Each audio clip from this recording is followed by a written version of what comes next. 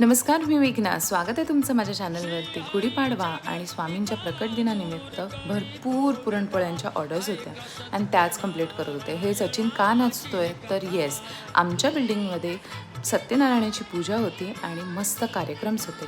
खूप छान अरेंजमेंट होती. आज 7 वर्ष झाली आम्हाला इकडे येऊन, पण या 7 वर्षात हार्डली 2-3 ही तिसरी पूजा होती.